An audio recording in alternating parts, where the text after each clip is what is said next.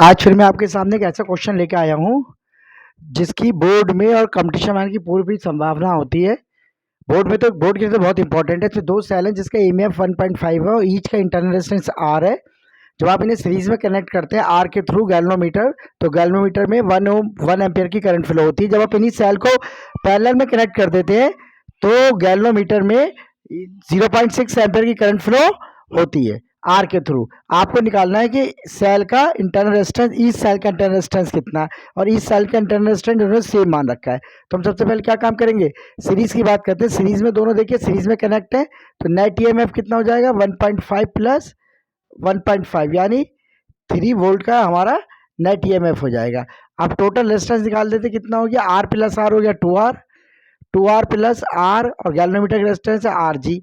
तो करंट निकाल देते, करंट इज इक्वल टू हो जाएगा net EMF upon net resistance 3/2R plus R G plus R. Current की वैल्यू कितनी हमारी 1 है, तो यानी कितना हो गया हमारा 2R plus R G is equal to हो गया हमारा 3।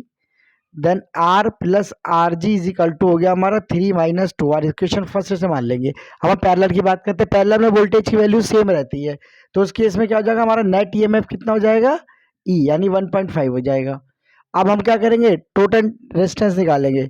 तो पहले नेट इंटरनल रेजिस्टेंस निकालते थे, दोनों किस में कनेक्ट है, पैरेलल में कनेक्ट है। तो नेट इंटरनल रेजिस्टेंस कितना हो गया हमारा R square upon R plus R, यानी आर स्क्वायर अपॉन 2R, यानी R/2 हो गया। R/2 के साथ इन सबको सीरीज में कनेक्ट कर लेंगे। कितना हो गया हमारा नेट, इसको भी नेट को RN मान लेते हैं, इसको भी नेट को RN मान लेते हैं। कितना हो गया R/2 internal resistance plus R जी। अब इसमें करंट कितनी हो जाएगी, net EMF upon net resistance.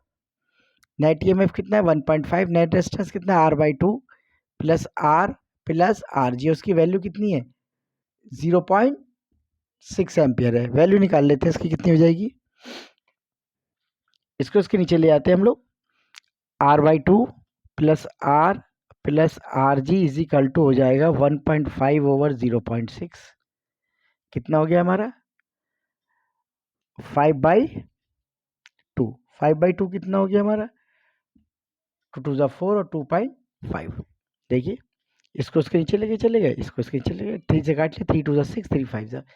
उसके बाद कितना हो गया आर प्लस आर जी कितना हो गया हमारा 2.5 माइनस R/2। अब आप देखेंगे क्वेश्चन फर्स्ट और सेकंड के लेफ्ट हैंड साइड क्या है, दोनों आइडेंटिकल है, तो राइट हैंड साइड भी क्या होंगे आपस में इक्वल होंगे। दोनों क्वेश्चन जब सॉल्व कर लेंगे फर्स्ट और सेकंड को, तो हमारी R की वैल्यू जो 1/3 निकल के आएगी, जो कि इसका राइट आंसर होगा। इस प्रकार के क्वेश्चंस जो हैं बोर्ड में और कंपटीशन में बहुत इंपॉर्टेंट होते हैं और इनको सॉल्व करने की कोशिश करनी चाहिए।